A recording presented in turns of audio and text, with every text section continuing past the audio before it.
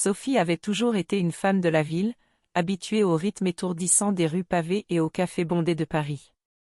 Pourtant, ce matin-là, elle se retrouva soudainement dans une autre vie, dans un lieu qu'elle n'avait jamais imaginé. La villa provençale qui lui avait été léguée par sa tante lointaine semblait surgir d'un rêve ancien, suspendue entre la terre et le ciel, avec ses murs patinés par le soleil et son jardin envahi par les herbes folles. Les fenêtres ouvertes laissaient entrer le parfum du lac voisin, un mélange subtil d'eau douce et de pin, tandis que les volets, grinçants, semblaient murmurer des secrets oubliés. Son mari, Mathieu, était parti depuis quelques jours pour une mission mystérieuse, dont il ne divulguait que des bribes. Il devait s'occuper d'un projet spécial dans les montagnes. Sophie n'avait pas insisté, elle aimait penser qu'il était en sécurité et occupé à quelque chose d'important. Mais dans la villa silencieuse, chaque bruit devenait une présence, chaque ombre un compagnon inattendu.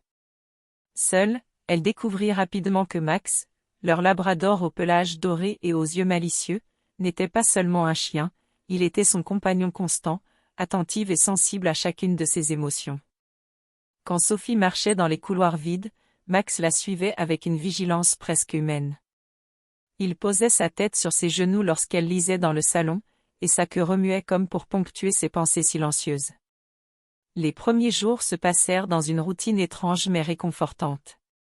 Sophie explorait chaque pièce, touchait les objets anciens avec précaution, et la villa lui racontait des histoires à travers les craquements du parquet et les tapisseries fanées.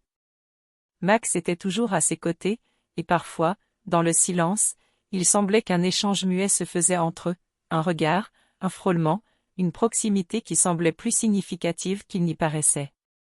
Une après-midi, la pluie se mit à tomber en trombes, transformant le jardin en un océan de verdure trempée. Sophie et Max se réfugièrent dans la véranda, entourés de plantes suspendues et de vieux fauteuils recouverts de tissus décolorés. Le chien vint se blottir contre elle, et Sophie, surprise par cette proximité inhabituelle, passa ses mains dans son pelage soyeux. Les heures s'étiraient lentement, et dans cet isolement presque poétique, Sophie ressentit une intensité douce et étrange, un sentiment de compagnie qui allait au-delà de tout ce qu'elle avait connu auparavant. Plus tard dans la journée, poussée par une curiosité insatiable, elle décida d'explorer le grenier verrouillé, qu'elle n'avait jamais osé ouvrir. Max la suivait, frémissant d'excitation, comme s'il pressentait les secrets que renfermaient ces murs poussiéreux. L'espace était empli d'anciens meubles recouverts de draps blancs, de cartons empilés et de boîtes en bois gravées de motifs étranges. Parmi elles, Sophie découvrit une boîte contenant des lettres anciennes, codées, adressées à sa tante. Chaque mot semblait murmurer une histoire mystérieuse, un mélange de complicité, de jeu et de confidences intimes du passé. Assise sur le vieux parquet, Sophie lisait à voix basse, et Max, fidèle, posait sa tête contre son bras. Une chaleur inattendue monta en elle, une sensation de lien profond et unique. Dans ce moment suspendu, leur présence semblait se fondre l'une dans l'autre, sans mot dire, une complicité silencieuse qui transformait la solitude en une expérience presque magique. Le temps lui-même paraissait s'arrêter, et elle sourit doucement, consciente de l'étrangeté et de l'intensité de cette proximité. La soirée tomba rapidement, et Sophie, avec Max à ses côtés, sentit un mélange d'émerveillement et de mystère. Elle savait que ces jours isolés allaient changer sa perception de la villa, de sa solitude et de la compagnie silencieuse mais puissante de Max. Chaque mouvement, chaque frôlement du chien sur ses jambes, chaque souffle semblait chargé d'une énergie inattendue, une intimité douce qui resterait gravée dans sa mémoire. Les jours suivants, Sophie s'habitua au rythme tranquille de la villa. Le matin, le soleil se levait sur le lac, dessinant des reflets dorés sur les murs patinés, et Max gambadait joyeusement sur la pelouse détrempée. Sophie aimait observer son chien, sa façon de courir, de remuer la queue, ou de plonger ses pattes dans l'eau claire du lac comme s'il explorait un monde secret que personne d'autre ne pouvait voir. Elle ressentait une sérénité qu'elle n'avait jamais connue à Paris, une sensation douce où chaque geste du chien semblait parler un langage silencieux mais profondément apaisant. Un après-midi, intriguée par les lettres codées qu'elle avait trouvées dans le grenier, Sophie décida de les déchiffrer avec patience. Max, fidèle compagnon, s'installa à ses côtés, la tête posée sur ses genoux, et la suivait des yeux à chaque mouvement.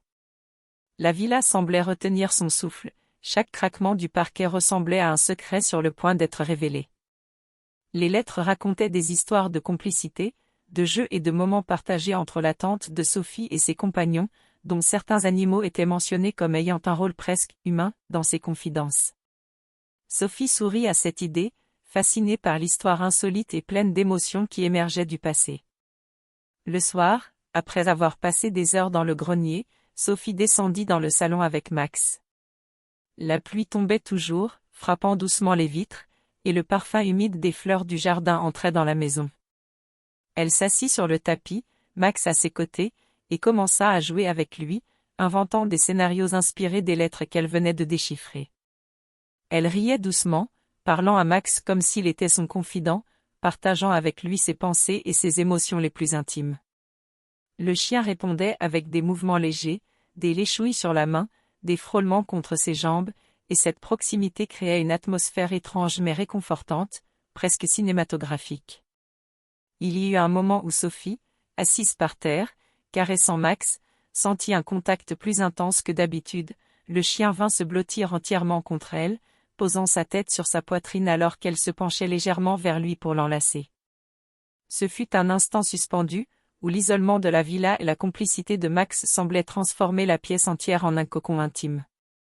Le temps s'arrêta un instant, et Sophie laissa échapper un petit rire, consciente de la douceur de ce moment. Les journées se succédaient ainsi, chacune révélant de nouvelles surprises. Sophie explorait les recoins de la villa, découvrait des objets anciens, des carnets oubliés et des boîtes mystérieuses, tandis que Max la suivait partout, attentif à chaque mouvement. Leur complicité semblait croître de manière exponentielle, et Sophie se surprit à attendre ces moments de solitude et de jeu avec une impatience curieuse. Elle sentait que quelque chose dans la villa, dans le lac, dans l'air chargé de mystère, avait créé un lien unique entre elle et son chien, un lien qu'aucune autre présence humaine n'aurait pu remplacer. Puis vint une soirée où le mystère sembla toucher son apogée. Sophie avait découvert une porte secrète derrière une bibliothèque dans le grenier, menant à une petite pièce oubliée, éclairée par un rayon de lune filtrant à travers une fenêtre poussiéreuse.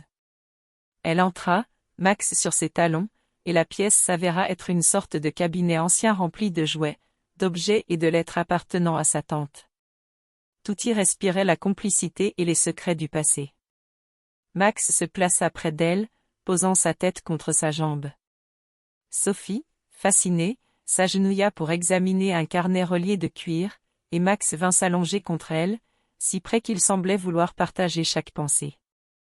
Le cœur de Sophie battait un peu plus vite, non pas d'inquiétude, mais de l'intensité douce et presque magique de ce moment de proximité. Elle se redressa doucement, les lettres en main, et se rendit compte que le crépuscule avait transformé la villa en un lieu presque irréel. Le lac reflétait les premières étoiles, les ombres des arbres dansaient sur les murs, et Max, fidèle et attentif, se tenait à ses côtés comme un compagnon indispensable. Sophie sourit, consciente que ces journées isolées et cette complicité étrange mais innocente avec Max avaient changé quelque chose en elle. Elle ne se sentait plus seule, elle se sentait comprise, accompagnée, et plongée dans un mystère fascinant qu'elle avait hâte de continuer à explorer. Les jours passèrent et la villa semblait respirer avec Sophie et Max. Chaque matin, elle se levait au son des vagues légères du lac et des petits aboiements joyeux de son compagnon. Max devenait presque son confident silencieux, l'accompagnant dans chaque exploration de la maison et du jardin. Sophie ressentait parfois que la villa elle-même les observait, comme si les murs et le parquet avaient conservé les souvenirs des anciens occupants, les secrets et les jeux que sa tante avait laissés derrière elle. Un soir, alors qu'elle déchiffrait de nouvelles lettres dans le grenier, elle entendit des pas à l'extérieur. Son cœur bondit, Mathieu était revenu, bien plus tôt que prévu. Elle inspira profondément et descendit dans le salon, Max marchant à ses côtés avec l'air attentif d'un sentinelle. La villa, silencieuse et majestueuse, semblait retenir son souffle. Mathieu entra enfin, essoufflé, les yeux remplis de fatigue et d'incompréhension. Il ne parlait pas immédiatement, observant Sophie et Max, une étincelle de suspicion dans son regard. Sophie sentit une montée de tension, mais aussi une étrange confiance. Elle savait qu'elle n'avait rien à cacher, que ce lien avec Max n'était qu'une complicité particulière et unique, née de l'isolement et des mystères de la villa. Sophie, dit Mathieu, sa voix hésitante. Que s'est-il passé ici? Sophie sourit doucement, posant une main sur Max. Rien de ce que tu crois, répondit-elle calmement. Mais cette villa, ce lieu a ses secrets. Max et moi avons simplement exploré l'histoire que ta tante a laissée derrière elle. Mathieu fronça les sourcils, intrigué et confus. Sophie l'invita à monter au grenier. Là, elle lui montra les lettres, les carnets, et surtout la pièce secrète. Les yeux de Mathieu s'ouvrirent de surprise.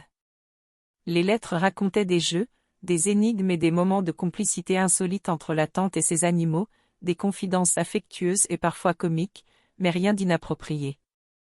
Max, fidèle, s'installait à ses pieds, comme pour ponctuer l'histoire avec sa présence rassurante. Alors que Mathieu commençait à comprendre, Sophie remarqua quelque chose d'étrange dans le grenier. Derrière une armoire, une petite trappe s'ouvrait sur un compartiment caché. Ensemble, ils découvrirent un coffre ancien, orné de gravures et rempli de documents, de bijoux anciens et de souvenirs oubliés. Le trésor de la tante n'était pas seulement matériel, il contenait des secrets de famille, des histoires de complicité et de confiance qui avaient traversé les générations. La tension qui pesait depuis le retour de Mathieu se dissipa lentement. Il comprit que tout ce qui semblait étrange, la proximité avec Max, les jeux insolites, les moments de solitude partagés, avaient une explication innocente et merveilleusement surprenante. Sophie se tenait là, un sourire à la fois complice et triomphant, consciente qu'elle avait transformé son isolement en une aventure unique, pleine de découvertes et de souvenirs partagés avec Max.